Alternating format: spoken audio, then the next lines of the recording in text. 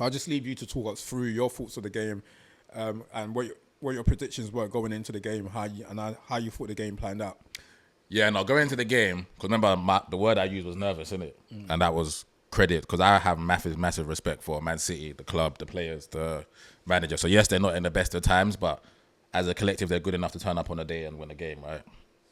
So you give them that respect. And they were just about getting back in. They just beat Spurs 3-1 and whatnot. They were manageable. Yeah, exactly. That was all right. But then the last thing I said was, I think the game may go in our favour in terms of they're giving people chances, innit? For 3 away, 3 at home to, was it Feyenoord? 3-3. 3-3 after being 4 away to Lisbon, 4 away to PSG. Yeah. So they're giving teams chances, and we're creating enough chances in the game. We just have to take our chances in it, because we will get them. Before we was getting, when we played them at home, we might get 1 or 2 free max. You know what I'm saying? And we have to be clinical, because even the chance that when we beat them last season 1-0, that wasn't a big chance the Martinelli one. Remember, it's come off Ake and gone in. And before that, there wasn't really much in it. So I just thought this game, how they are now, maybe in that box, defensive third, they will give us something, and we just have to take it. And there was no better example of that than in the first 2 minutes, where we've jumped half of them, but they've almost give us. You know, John Stones has played a ball into Akanji, which he's played 100 times before, and Akanji would have dealt with it 100 times before. So I know people are going to get onto my boy, but you know, I love John Stones. That's my dog. It wasn't his fault, because like I said, he's played that ball 100 times. However, in Akanji's defense, he had nowhere to go with that pass. The pass that John Stones gives him, he has nowhere to go, innit? So we jump on him straight away, and I'm sure that's what Arteta would have wanted, innit? In terms of like, don't go full throttle every time, because that's how you leave space in behind and leave spaces in the pockets. But if it's on, if you're going, be assured that you're going to go win it. And it was brilliant that Trossard went after it and Rice backed him up straight away. And then you get the goal within the first 2 minutes, and that naturally just settles everyone down, innit? Because of how we are defensively, you just think, okay, if we go 1-0 up, the game's way more in our favour, especially how we play, innit? Yeah. And lovely by Havertz made the right decision not to shoot. I was very happy that he squared it. Because if he shot, he probably would have missed. So I was happy he squared it. Odegaard got his goal. And then from then on, I thought, okay, cool. There was keeping the ball. And I would say, yes, they kept it more than we did, more than I would have liked. But in terms of what they're causing us problems, not really. Until Raya then had to start making a couple saves. But when I say a couple, it was only 2 in the first. It means and one of them from a corner. Yeah, it's a brilliant save, yeah. It's a brilliant save from Garvidal. And then there's another one where someone takes a shot, and I think it's Savinho, deflects off Saliba, and it's a brilliant save again. But those are the 2 things that my goalkeepers had to do in the game. Are we causing a threat the other way? Like a threat, like that Ortega's having to do stuff, and not really, exactly. So a lot of the game after we got our goal was a lot of Man City have it, and we was happy for them to have it and come into our shape and whatnot. So when they get into our final third, can we squeeze? But when they have it, don't overexert yourself and whatnot. And I thought Odegaard and Havertz doing that, almost like a 4-4-2, when we was pressing, like 2 of them pressing against their centre-half and dropping onto Kovacic and Bernardo that was in there. And we were doing a good job in terms of not allowing them to get into pockets and creating. And I think the best tactic, which most teams do, it's not overcomplicated, suffocate the middle and let their fullbacks have it. And remember, they don't have natural fullbacks. So if Garvidal's going to have the ball wide left, that's not a problem for us. And if Matheus Nunes, who's a midfielder by trade, is going to have it out there, then Trossard, don't kill yourself to go out there. Do you know what I'm saying? Just stay in line with Miles, so when it comes back in, we can shuffle over. So we go in at 1-0, and it's okay. For me, I'm thinking good first half performance, innit? We've got the goal. Goalkeeper's made a save, but you expect your goalkeeper to make saves in a big game like that. And they haven't opened us up like, oh my God, shit, they just ripped us apart. Whereas when we played them in reverse, Haaland's first goal was a lovely bit of play, and they opened us up. So then the second half comes, and then they get their goal, which is a lovely goal. It was a lovely goal by Haaland. I personally think if you flip the roles, that's why for me, Gabriel's our player of the season so far, isn't it? That doesn't happen if it's Gabriel. Yeah, and I love William, and I think William's amazing, yeah. But what Gabby won't allow there, Ade and Tom, is he won't allow Haaland to get in front of him that easily. So he's going to deny that. Like in basketball, they call it denial. Like you don't allow the ball to go to bed because you stand right. You just deny him the opportunity. So if Haaland is going to score that goal, it goes over Gabby and then he heads it. You know what I'm saying? So that's why I thought Saliba could have been, because they were there. They were like side to side, isn't it? Yeah. And it's not massive movement from Haaland. It's just a bit of aggression, and I'm going to get there before you. And then by the time he's heading it, Saliba's almost like, oh shit, like, bro, how's he so high up and headed it? And then they get their goal, and then you're thinking, fuck. And because they were like, they started the second half a bit how the first half went. The pattern didn't really change. We didn't come out flying out the blocks in the second half. It was a bit more 1-0 up, we'll contain, and if we can get something, we'll take it. So when they get that 1-1, it almost like, it tilts the game in their favour because of how they're playing and whatnot. So I thought it was vitally important that we got that second goal when we got it. If we got it in any time after that, cool. But getting it almost straight away, it give the boys that second win, that second belief that, no, we can win this game. I'm saying we're not going to give it up easily. You know what I'm saying? And then it was a deflection, but I was just happy they took the shot. Because I always, you have to shoot. But if you shoot, you can score, deflection, parry, whatever, boom. And then you get the 2-1. And then I'm thinking, I'm not seeing enough from them to say, like, I'm threatened. But I'm in terms of chance creation and whatnot, yeah? So it's going to have to be from there. He's going to have to try and change it from the bench. So whether that's him getting on Grealish or KDB or whatnot.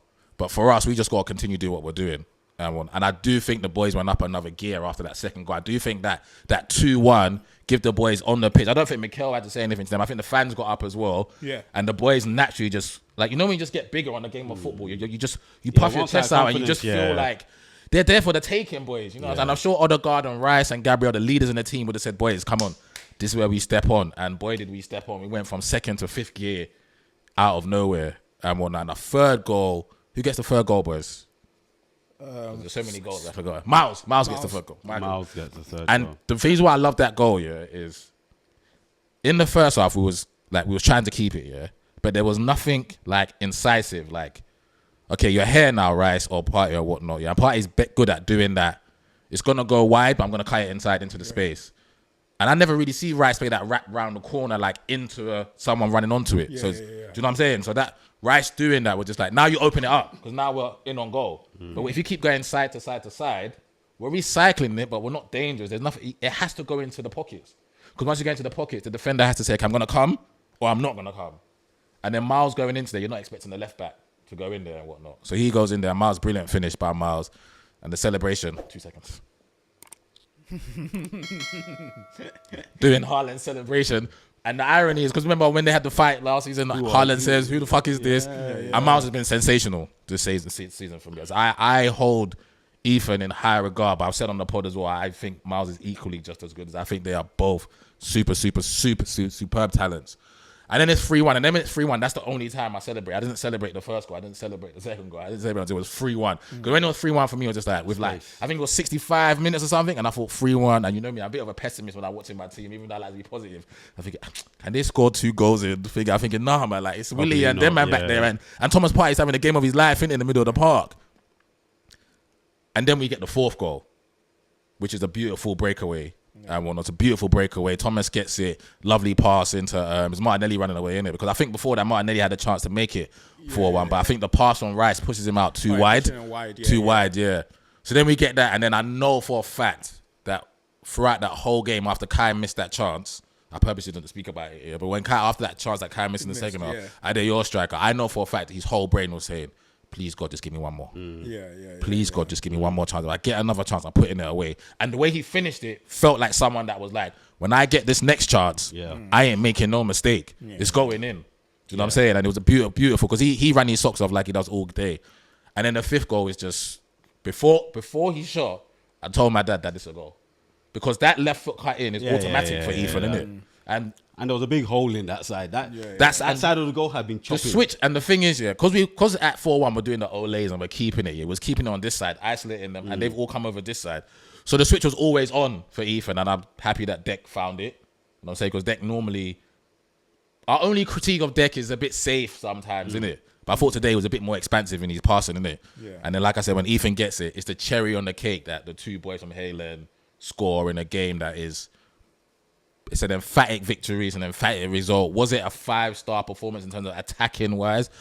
Like, you know, when you're all out and you're peppering the team and you're creating, probably not. But in terms of how we managed the game was to a T, to perfection. And to a man, I thought they were all brilliant. My man in the match was Thomas Partey, and closely followed by Miles. Because I thought some of the things that Miles done in terms of calmness, composure and poise for a kid that young, playing out of position, playing against Man City, I thought it was out of this world. I thought his performance was out of this world, but I definitely thought Thomas set the tone for us, because everything he done, my last point was with quality. And you know, like you can play in the middle of the park and you can win it back and you can do it easy, or your mistiming stuff. I thought everything Thomas done today to a T was the quality. And I know they gave it to Rice, but I definitely didn't think Rice was man of the match. I thought Thomas was brilliant. I thought Gabby marshaled the back line superbly. But I think Gabby playing with that emotion, like him and Martinez, one of them defenders that they need to play on the edge a bit. But you just want them to not go over the edge. Over the edge, and I think Gabby's mastered that. In the last couple of years, I think Gabby's mastered the art of, I play, Williams the clean one. I'm the Vidic, but I don't go over the top. Do you know what I'm saying? So I thought he marshaled the back line brilliantly. I thought TP was man of the match. I thought Odegaard set the tone in terms of the press like he always does. And we were just clinical, and that's all I prayed for. We're going to get the chances. Just be clinical. If we're clinical, win the game, man. Brilliant performance from the boys. I agree. I think you summed it up. I do think Man City were the better team for, was it 60 minutes? When did you get the second goal? I thought that second goal killed. I think they scored 57. I think we scored 58. Yeah, that goal was criminal, though. Yeah, that goal was criminal. The amount of time they get, I was just like... Oh, you mean Phil Foden when he gives it away? Yeah. Even just the not closing down. Oh, not closing them down. Yeah. It's criminal, It's bro. criminal. Yeah. Criminal. I thought obviously you started off really well, got the goal from their error, and and I agree with what you're saying. Although they had the ball, they weren't really like threatening. Nah. You still had... Without having the ball, you still have some level of control. Yeah. And you can do that. Yeah, you can do that. You can do that. You can defend without the ball. End of like the second half. No, first half. Oh, first half. Sorry, yeah. Then they started like getting into that right areas, and I thought the confidence level started going back up with Man City. And then they'll create one or two chances. Yeah, so that's when you say we need half time. Yeah, we need to get in that 1-0. You need to get keep, and the keeper helped you out. Yeah. Made the two good saves. They came out second half. Pretty much how they finished the first half, and still pretty much the same. And great movement from Haaland, and I do 100,000% agree. If it was the other way around, if it was Gabriel, I don't think he gets away from him. No. Because every time I was watching the battle inside, when it was on Gabriel wasn't giving him a sniff.